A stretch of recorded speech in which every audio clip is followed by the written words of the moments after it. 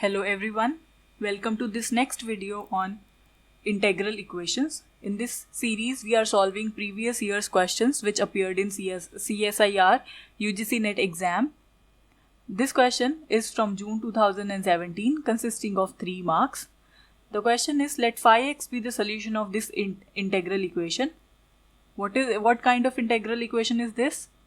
This is the first Volterra differential equation because the limits here are variable, right? The lower limit is 0, the upper limit is x, which is variable. So this is a Volterra kind of integral equation, right?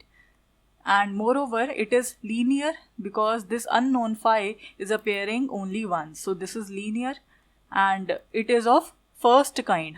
Why it is of first kind? Because here on the right hand side we do not have any term containing phi, right? Where x is greater than 0, then they are asking phi of 1 is equal to which of these. So let us see how we can solve this equation. So look at this equation closely. What is this? This is integration 0 to x e to the power x minus t phi of t dt is equal to x. So here what is the kernel? A kernel xt, that is equal to e to the power x minus t. So that means it is a function of x minus t. So these kind of kernels are useful. These kind of kernels are called convolution type kernels. And whenever you have such kind of kernels, a very simple and easy way to calculate these is by applying Laplace transform onto this. First of all, let us see the form of this convolution type kernel. So here in our equation, if you have two functions, say f of x and g of x, right? And this operation is known as the convolution operator. Convolution operator. Then it could be written as 0 to x, integration from 0 to x, f of x minus t, g of t dt, right? So this is the definition of convolution operator, right? So here you see in our equation we have this kind of thing with us. So the equation could be written as, e to the power x convolved with phi of x is equal to x, right? So we could write our equation like this. No problem in that because this is the definition. Moreover, now to solve this, what we do, we take the Laplace transform on both sides. What is Laplace transform? It is a transform which converts the function from one domain to another. We have the domain of x, we take it to some other domain of p, say, right? And by applying this operator, what is the definition of this operator? That means you are finding the Laplace transform of f of x, that would be equal to integration from 0 to s e to the power minus st f of t dt, right?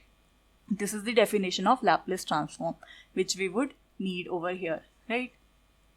So now let us apply this operator to see what do we get. So we have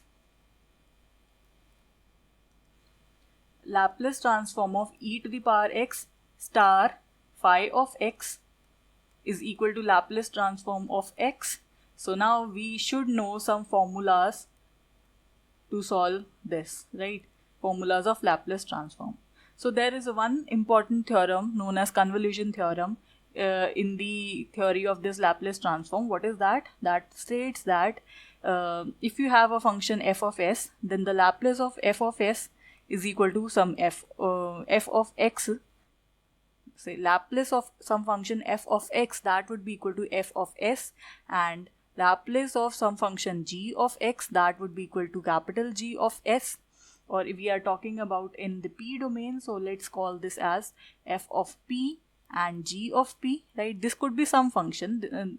This we say that we know that what is this, right? So the Laplace transform of f of x star g of x, that would simply be equal to the product of the Laplace transform of g of x multiplied by the Laplace transform of f of x, right? Or we can write this as simply g of p multiplied by f of p, right? So we can use this formula over here. What do we get? We would obtain the Laplace transform of e to the power x multiplied by the Laplace transform of phi of x. And what is the, there is another formula. That formula is, what is Laplace of x to the power n, whatever is the power of n. It would be n factorial divided by p to the power n plus 1. So here in our question, what do we have? We have x to the power 1, e to, right? We have x to the power 1. So our formula becomes, here it becomes 1 factorial, that would be 1 divided by p to the power 1 plus 1. So that would be p square, right? And another formula we have Laplace transform of e to the power alpha x, that would be equal to 1 upon p minus alpha, right? This is another formula. Well, let us use these formulas. What do we get? We obtain 1 upon e minus 1, because alpha here is 1, the coefficient of x, and the Laplace of phi of x, we do not know this. So let's keep it as it is. It is equal to 1 upon p square. So let's move this quantity onto the right hand side. So we would have p minus 1 divided by p square.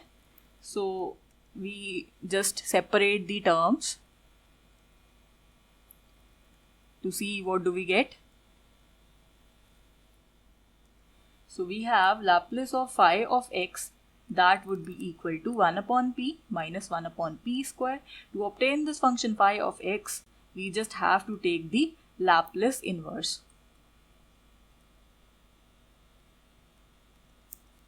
So that would be Laplace inverse of 1 upon p minus Laplace inverse of 1 upon p square. I could write down this as this, because this Laplace operator is a linear operator, right? So Laplace inverse of 1 upon p, it is equal to 1, and Laplace inverse of 1 upon p square, we just saw it was x. So these are the formulas. If you do not remember the formulas, you just go back and revise your formulas from the theory of Laplace transforms, right? So phi of x is equal to 1 minus x. So in the question, what are they asking? They are asking what is the value of phi of 1, right? So let us calculate the value of phi of 1. So phi of 1 would ultimately be 0. So this is our answer. So let's look at our options. So option B is the correct option. Thank you for watching the video. In this video, you just have to know what is the convolution operator. You just have to see whether the kernel is in this form. Moreover, you should remember the formulas of Laplace transform. Thank you for watching the video.